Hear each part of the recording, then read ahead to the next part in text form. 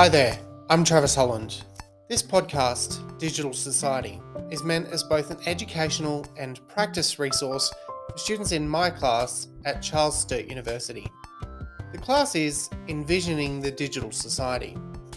After a series of episodes featuring myself and experts on a range of topics from sports media to audio production and AI, I've turned the microphone over to the students. I've asked the students to produce segments up to around 5 minutes in length, examining some of the topics we've already covered from their own perspective and ideas. This week, it's the history of the internet, which Georgia Fisher has covered with a segment looking at Dril and his relationship with the rise and now fall of Twitter. Georgia Fisher at Dril on Digital Society.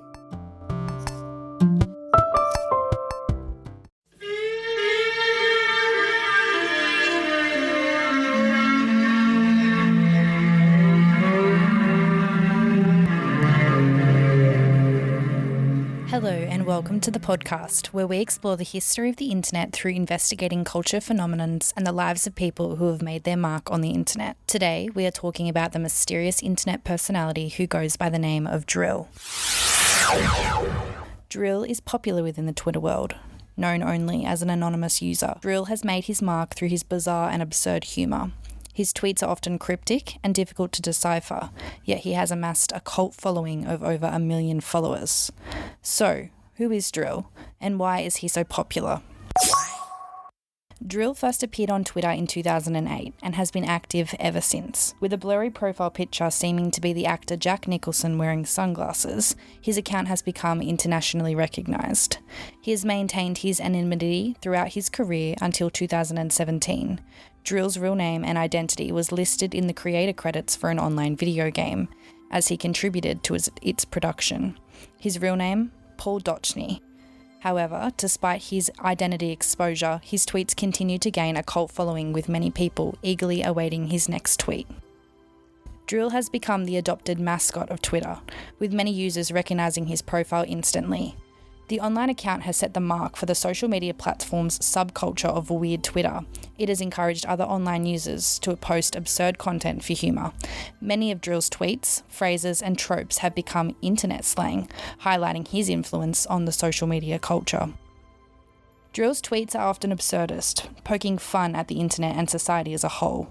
They're full of sarcasm, irony and dark humour. Some of his most popular tweets include gems like, "I'm getting real sick of all these cyberbullies online. Nobody ever cyberbullied me. I'd like to see them try. And The only true gamer move is to never touch a controller." Recently, Dril has used his online presence to promote the online campaign Block the Blue. Twitter owner Elon Musk removed the platform's verification system, taking away all the blue check marks from verified Twitter users, including Dril. Musk opted that users who wanted to be verified must pay $8 a month. To stop the capitalisation of freedom of speech, Dril has encouraged his followers to block on-site any users paying for a verification. Posting tweets such as, "I am actively rooting for the downfall of Twitter. I hope to sabotage their efforts to become profitable, no matter how futile, in the hopes that they will eventually close up shop and release us all from this toilet." Dril has been influential throughout the history of the internet, with the increased following of weird Twitter thanks to his presence. So, what is it about Dril that makes him so popular? Perhaps it's the mystery surrounding his identity, or maybe it's the absurdity of his tweets. Whatever the reason, Dril has become the staple of internet culture, and his tweets have been shared, liked, and retweeted countless times. He's even been featured in publications such as The New Yorker and Rolling Stone. So, as social media continues to grow and evolve, it is important to remember online markers such as Dril and their influential culture. His mystery and elusiveness capture the attention of users, as he is a voice for all absurd Twitter users, often posting tweets others would dream of. It is his absurdity, his mystery, and his bluntness that allow Dril to become so popular on the internet. And we have a second Georgia now with a segment called Now You Know. I don't know much about the internet, but I do know that I need it for communicating with friends and family. I don't know when it started. I never used it while I was young, but when I got my own business, I used it a lot. Hi, you're listening to Now You Know, the place for all things you didn't know that now you know. Now you're here, we're jumping into the internet, something we use in everyday life. So first we questioned a few people on, do you know the history of the internet and how do you use it? I learnt at school that it started in the Cold War, but the first time I used it was through dial-up, and now I use it to run 2 successful businesses. So as you can see, most people don't really know a lot about how the internet came to be. And it seems crazy that this thing we use in everyday life all day, every day to communicate, run businesses, function as a society, we don't actually know the background to. To start, I've had a discussion with Laura. She runs 2 successful businesses, and we find out how the internet impacts her everyday life. So thanks for joining us, Laura. You run 2 very successful businesses, both in the catering sector as well as the fitness industry. I'd like to ask you a few questions about how the internet actually impacts your workplace. So turning to your catering company, how do you utilise it in day-to-day work? So the internet is quite key to my grazing business, as we use it to make bookings, as a payment method, and to promote and market the business as well. That makes sense. So when it comes to your fitness industry one, what do you actually do in that space and how's the internet utilised there? So with my PT business, I use the internet to reach out to clients, send them their schedules and their workshops, and also to communicate back and forwards with them. That makes sense. Thanks for sharing. So how would both of your businesses run if you didn't have the internet? I don't think they'd run at all.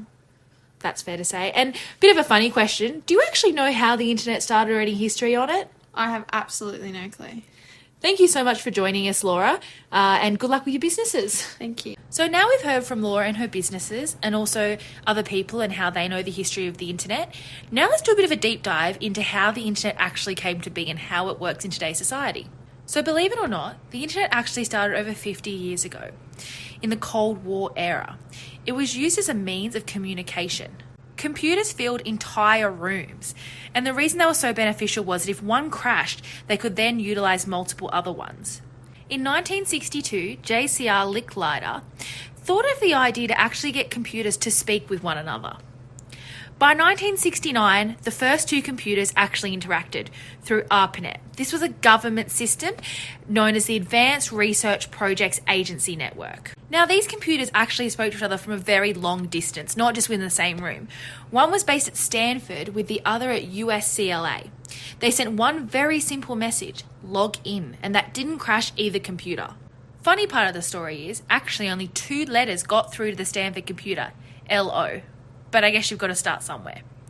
Within the year, they had 4 other computers connected and communicating effectively with one another. Within 3 years, there was a further 4 computers added. This totaled 8. By 1971, a gentleman decided to try and create a way for mail to be sent within these users. This was known as email. We still see email today, and that @ symbol clearly defines the user from the internet provider. By 1971, the Transmission Control Protocol was introduced. This was used as a way for computers to be introduced to one another.